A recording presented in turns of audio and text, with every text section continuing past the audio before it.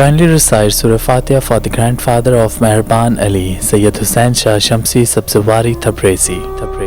اللہ نے اپنے خاص بندوں کی باتیں انسانوں کے نزدیک اس لیے واضح کی تاکہ ہر دور میں انسان ان واقعات سے سبق حاصل کر سکے۔ تو ویسے ہی ایک عظیم نبی جس کو 40 دن تک مچھلی نے اپنے پیٹ میں رکھا، ان کے واقعے کو بھی اللہ نے ہدایت رکھا ہے۔ آپ کے والد کا نام حضرت متہ تھا۔ آپ حضرت ابراہیم علیہ السلام کی نسل سے تھے۔ آپ کا مشہور لقب ذو-النون ہے، یعنی مچھلی والا۔ اللہ نے آپ کو حکم دیا کہ اے یونس جاؤ نینوا جاؤ، وہاں کے لوگوں کی اصلاح کرو، وہ آپس میں لڑتے ہیں جھگڑتے ہیں، ان کو محبت اور امن سکھاؤ۔ تو بس اللہ کے نبی یونس نینوا جو عراق کے شمال میں واقع ہے، وہاں اپنے مبارک قدم لیے آپ پہنچے۔ آپ مسلسل اللہ کا دین لوگوں کو سمجھاتے رہے، یہ بتاتے رہے کہ آپس میں لڑنا جھگڑنا نفرت کرنا اللہ کو پسند نہیں، لیکن افسوس وہاں کے لوگ آپ کی توہین کرتے رہے، آپ کے اس پیغام حق کو مذاق سمجھتے رہے۔ سالہ سال اللہ کے نبی تبلیغ کرنے کے بعد بالآخر آپ نے یہ فرمایا ان قریب تم پہ اللہ کا عذاب آئے گا، اور غصے میں اس بستی کو چھوڑ کے باہر چلے گئے، اور دل ہی دل میں سوچتے رہے کہ یہ قوم سدھرنے والوں میں سے نہیں۔ اللہ کے حکم کے بغیر انہوں نے اس بستی میں رہنے والوں کی اصلاح کرنا چھوڑ دی۔ کچھ ہی دن گزرے تو اس بستی پہ ایک بڑا سا بادل دور سے آنے لگا جس میں بجلیاں اور آگ چمک رہی تھی۔ اس بستی کے لوگوں نے جیسے ہی آسمان میں آگ چمکتے ہوئے دیکھی تو آپس میں کہنے لگے لگتا ہے کہ قوم لوط کی طرح ہم پہ بھی اللہ کا عذاب آ گیا۔ یونس سچا تھا، یونس کا اللہ سچا تھا، اب ہمیں اللہ کے عذاب سے کوئی بچا نہیں سکتا۔ اتنی دیر میں کسی نے کہا آؤ بیٹھ کے اللہ سے معافی مانگتے ہیں۔ اس گاؤں کے تمام لوگ زمین پہ بیٹھ کے اللہ سے معافی مانگنے لگے، اپنے گناہوں کو قبول کرنے لگے، یہاں تک کہ 3 دن گزر گئے۔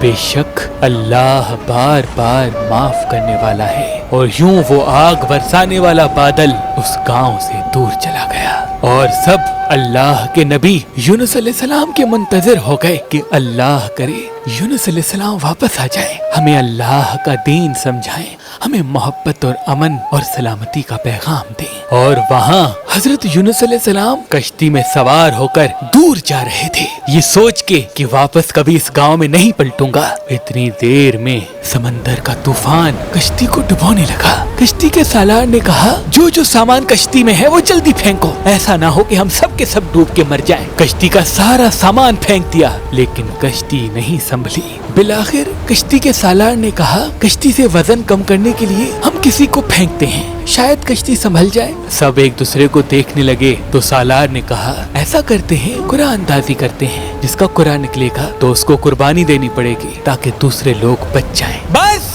سب کے نام تحریر کیے گئے اور قرآن اندازی کر کے جب پہلا نام نکالا تو پہلا نام اللہ کے نبی یونس کا نکلا۔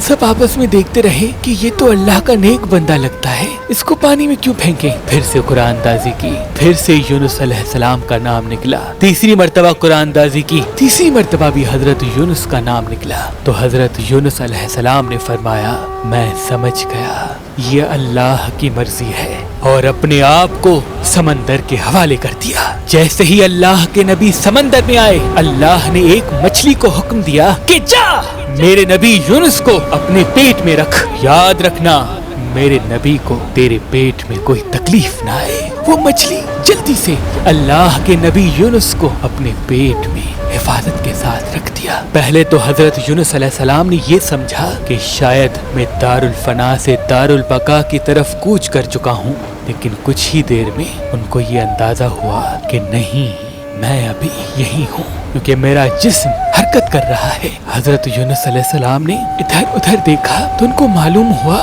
کہ وہ مچھلی کے پیٹ میں ہے۔ اب اپنے اللہ سے بات کرنے لگے، اپنے اللہ سے معافی مانگنے لگے کہ اے میرے مالک، جو کام آپ نے میرے لیے چنا وہ میں کر نہیں پایا، اے اللہ مجھے معاف کرنا، بے شک میں نے اپنے آپ پہ ظلم کیا۔ حضرت یونس علیہ السلام سنتے ہیں کہ ان کے ساتھ ساتھ سمندر کی مچھلیاں بھی اللہ کا ذکر کر رہی ہیں۔ اس بات کو 40 دن گزر گئے۔ بار بار اللہ کے نبی یونس علیہ السلام نے جب معافی مانگی تو ان کو یہ خیال آیا کہ اللہ کی محبوب چیز کا واسطہ دوں، شاید میری توبہ قبول ہو جائے۔ تو حضرت یونس علیہ السلام نے سوچا، اس کائنات کے بنانے کا سبب میرے دادا ابراہیم نے اپنی اولاد کو بتایا تھا کہ یہ کائنات حضرت محمد مصطفیٰ صلی اللہ علیہ وآلہ وسلم کے صدقے بنی ہے۔ تو حضرت یونس علیہ السلام نے اللہ کے دربار میں ہاتھوں کو اٹھایا اور کہنے لگے، اے اللہ تجھے اسی محمد کا واسطہ ہے، مجھے اس قید سے نجات دے۔ بس حضرت یونس علیہ السلام کی دعا اللہ نے قبول کی اور اللہ نے مچھلی کو حکم دیا کہ جا خشکی کی طرف میرے نبی یونس کو رکھا۔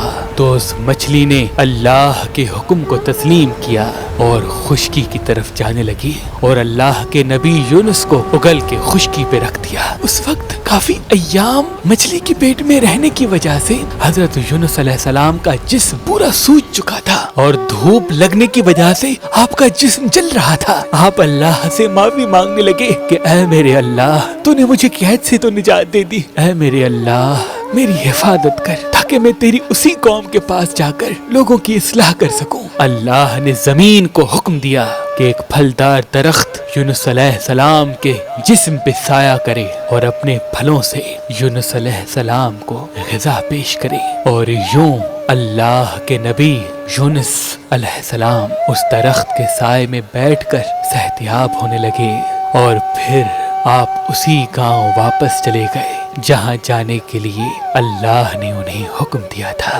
امام علی علیہ السلام نے فرمایا، یونس علیہ السلام کے واقعے میں اللہ نے سبق رکھا ہے۔ اللہ نے ہر خلقت کو کسی نہ کسی کام کے لیے منتخب کیا ہے، جیسے سورج روشنی دینے اور گرمی دینے کے لیے، چاند سکون اور راحت کے لیے، زمین کو اناج اگانے کے لیے، ہواؤں کو زندگی کے لیے، ویسے ہی اللہ نے اپنے خاص بندوں کو اس لیے منتخب کیا تاکہ وہ ہر دور میں اللہ کے بندوں کی اصلاح کرے۔ جیسے اللہ نے کسی خلقت کو یہ اختیار نہیں دیا کہ وہ کسی کو بھی اپنی رحمت سے دور کر دیں، سورج کو یہ اختیار نہیں کہ وہ مشرک اور منافق میں فرق پیدا کر کے کس پہ روشنی ڈالے اور کس پہ نہیں، بارش کو یہ اختیار نہیں کہ وہ مومن کے گھر پہ برسے اور منافق پہ نہیں، زمین کو یہ اختیار نہیں کہ وہ مومن کی زمین سے اناج اگائے اور مشرک کے نہیں، ویسے ہی اللہ کے نیک بندے کو یہ اختیار نہیں کہ وہ اپنی طرف سے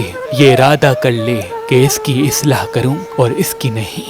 ہدایت اللہ کی طرف سے ہے اور اس ہدایت کو پہنچانا اللہ کے خاص بندوں کا فریضہ ہے۔ کون اللہ کے کتنے قریب ہے اس کا فیصلہ صرف اللہ کرے گا، کس کو دوزخ اور کس کو جنت ملنی ہے اس کا فیصلہ صرف اللہ کرے گا۔ پیغام دینے والے، تبلیغ دین کرنے والے ایک مزدور کی طرح صرف اپنا کام انجام دیتے رہیں، وگرنہ ان کا انجام بھی ویسے ہی ہوگا جیسے اللہ نے اپنے نبی حضرت یونس کا کیا تھا۔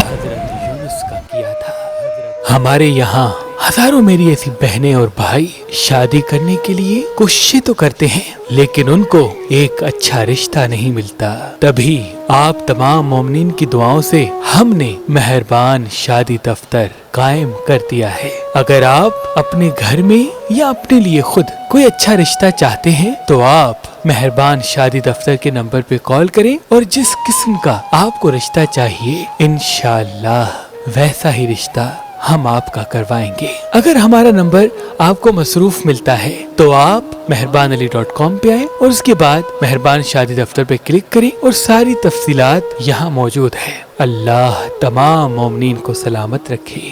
ہمارے یہاں سادات اور غیر سادات، پاکستان اور پاکستان سے باہر اللہ کے کرم سے بہت ہی اچھے اور نیک رشتے موجود ہیں، تو ابھی فون اٹھائیں اور اس نمبر پہ کال کر کے اپنے لیے ایک اچھا رشتہ حاصل کریں۔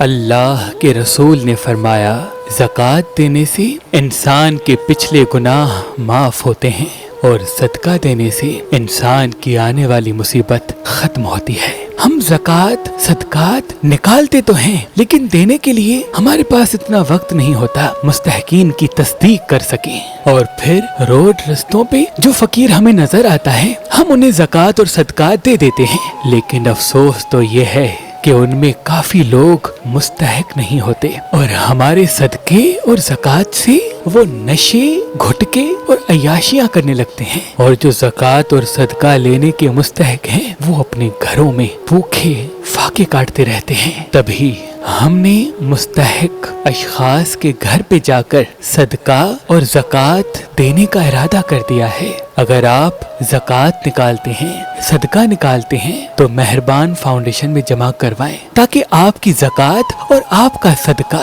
मुस्तहक तक पहुंच सके। अल्लाह आप तमाम मोमिनीन को सलामत रखे, आपके रिज्क में बरकत करे, आपके तमाम मसाइल को ख़त्म करे, आपके तमाम मसाइल को ख़त्म करे, आपके तमाम मसाइल को ख़त्म करे।